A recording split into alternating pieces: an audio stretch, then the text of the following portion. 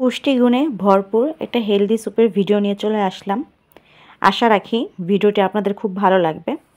তো এখানে বেশ পরিমাণ মতো পানি দিয়ে দিয়েছি, সাথে পেঁয়াজ, রসুন, তারপর গাজর কুচি দিয়ে দিয়েছি একটু। এরপর কাঁচামরিচ কুচি করে দিচ্ছি।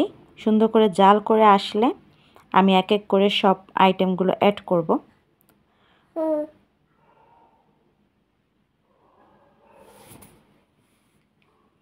তো এই যে দেখেন কি সুন্দর করে একটু ফুটে এসেছে। তারপর একটু টমেটো অ্যাড করে দিয়েছি যাতে একটু কালারিং হয় আর খুবই পুষ্টিগুণ হেলদি হয় যাতে। তারপর একটা ম্যাগি নুডলসের প্যাকেট গুঁড়া করে দিয়েছি। তারপরে যে 1 চামচের পরিমাণ সয়া সস দেওয়া হচ্ছে। তারপর একটু সস দেওয়া হবে পরিমাণ মতন। এগুলো আমি আর কি চোখের আন্দাজে দিই বা আমার হাজব্যান্ড চোখের আন্দাজেই দেয়।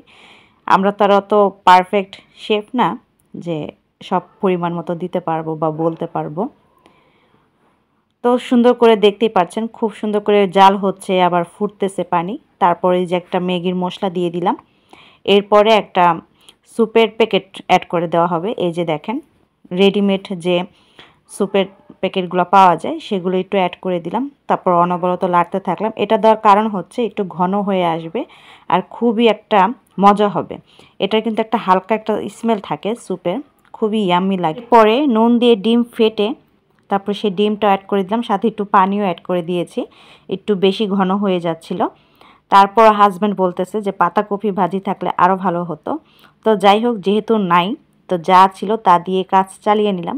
সাথে আরেকটা ছিল মশলা ছিল, সেটাও অ্যাড করে দিয়েছি। আর শেষে লেবু না অ্যাড করলেই নয়, লেবু দিলে আরও স্যুপটা খুবই মজা হয় আর বাইরের স্যুপের মতন একটা স্বাদ চলে আসে। তো যাই হোক, যদি এই রেসিপিটা আপনাদের ভালো লেগে থাকে এই শীতের সন্ধ্যায় বা সন্ধ্যাবেলা রাতের বেলা তৈরি করে খেতে পারেন। আমরা তো এই যে এরকম এক পাতিল রান্না করলে আমরা স্বামী স্ত্রী দুইজনেই এক পাতিল সাবার করে ফেলতে পারি, এতটা মজা হয় আর এতটা ভালো লাগে। তো এখন মেহমানদের জন্য সুন্দর করে বেড়ে নিচ্ছিলাম আর আমি কিন্তু হাতের ইশারায় বুঝিয়ে দিয়েছি, খুবই ইয়াম্মি হয়েছে। আর নুন মশলাগুলো পারফেক্ট থাকলে আরও মজা হয়। তো যাই হোক, ভিডিওটি ভালো লেগে থাকলে লাইক কমেন্ট শেয়ার দিয়ে পাশে থাকবেন। আজকে এই পর্যন্তই। ভিডিওটি পুরোটা দেখার জন্য অসংখ্য ধন্যবাদ। আসসালামু আলাইকুম।